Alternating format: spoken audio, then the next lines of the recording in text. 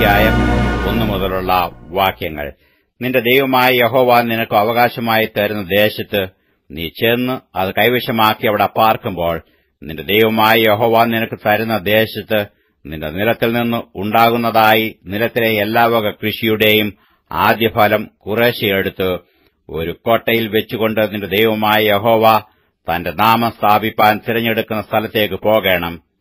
അന്നുള്ള പുരോഹിതന്റെ അടുക്കൽ നീ ചെന്നു അവനോട്, നമുക്ക് തരുമെന്ന് യഹോവ നമ്മുടെ പിതാക്കന്മാരോട് സത്യം ചെയ്ത ദേശത്ത് ഞാൻ വന്നിരിക്കുന്നു എന്ന് നിന്റെ ദൈവമായ യഹോവയോട് ഞാൻ ഇന്ന് ഏറ്റുപറയുന്നു എന്ന് പറയണം.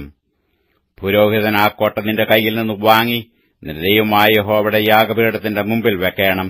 പിന്നെ നിന്റെ ദൈവമായ യഹോവയുടെ സന്നിധിയിൽ നീ പ്രസ്താവിക്കേണ്ടത് എന്തെന്നാൽ, എന്റെ പിതാവ് ദേശാന്തരിയായ ഒരു അരാമ്യനായിരുന്നു. ചുരുക്കം പേരോടുകൂടെ അവൻ മിസ്രയീമിലേക്ക് ഇറങ്ങിച്ചെന്നു പരദേശിയായി പാർത്തു. അവിടെ വലിപ്പവും ബലവും പെരുപ്പവുമുള്ള ജനമായി തീർന്നു.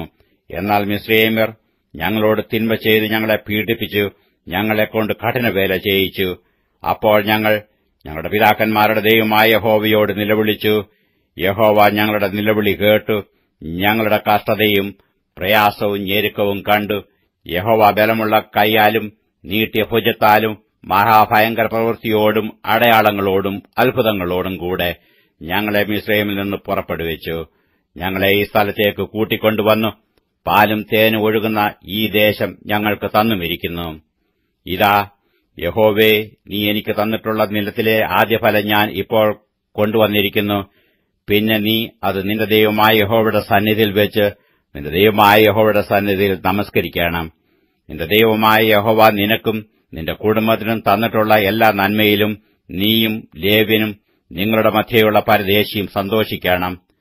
ദശാംശമെടുക്കുന്ന കാലമായ 3-ാം സംവത്സരത്തിൽ നിന്റെ അനുഭവത്തിലൊക്കെയും ദശാംശമെടുത്ത് ലേവ്യനും പരദേശിയും അനാഥനും വിധവയും നിന്റെ പട്ടണങ്ങളിൽ വെച്ച് തൃപ്തിയാവണ്ണം തിന്മാൻ കൊടുത്തു തീർന്ന ശേഷം നിന്റെ ദൈവമായ യഹോവയുടെ സന്നിധിയിൽ നീ പറയേണ്ടത് എന്തെന്നാൽ, നീ എന്നോട് കൽപ്പിച്ചിട്ടുള്ള കൽപ്പനപ്രകാരമൊക്കെയും ഞാൻ വിശുദ്ധമായത് എന്റെ വീട്ടിൽ നിന്ന് കൊണ്ടുവന്നു ലേവ്യനും പരദേശിക്കും അനാഥനും വിധവയ്ക്കും കൊടുത്തിരിക്കുന്നു. ഞാൻ നിന്റെ കൽപ്പന ലംഘിക്കുകയോ മറന്നുകളയുകയോ ചെയ്തിട്ടില്ല. എന്റെ ദുഃഖത്തിൽ ഞാൻ അതിൽ നിന്ന് തിന്നിട്ടില്ല. അശുദ്ധനായിരുന്നപ്പോൾ ഞാൻ അതിൽ ഒന്നും നീക്കം വെച്ചിട്ടില്ല. മരിച്ചവനു അതിൽ നിന്ന് ഒന്നും കൊടുത്തിട്ടുമില്ല. ഞാൻ എന്റെ ദൈവമായ യഹോവയുടെ വാക്ക് കേട്ടു നീ എന്നോട് കൽപ്പിച്ചതുപോലെയൊക്കെയും ചെയ്തിരിക്കുന്നു.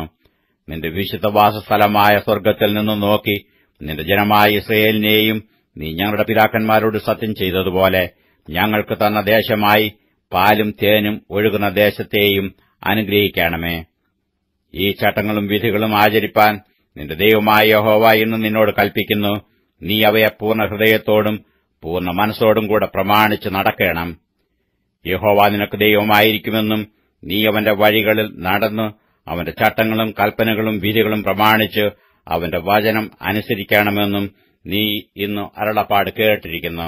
യഹോവ അരുളി ചെയ്തതുപോലെ നീ അവന് സ്വന്ത ജനമായി അവന്റെ സകല കൽപ്പനകളും പ്രമാണിച്ച് നടക്കുമെന്നും താൻ ഉണ്ടാക്കിയ സകല ജാതികൾക്കും മീതെ നിന്നെ പുകഴ്ചയ്ക്കും കീർത്തിക്കും മാനത്തിനുമായി ഉന്നതമാക്കേണ്ടതിന് താൻ കൽപ്പിച്ചതുപോലെ നിന്റെ ദൈവമായ യഹോവയ്ക്ക് വിശുദ്ധജനമായിരിക്കുമെന്നും ഇന്ന് നിന്റെ വാമൊഴി വാങ്ങിയിരിക്കുന്നു.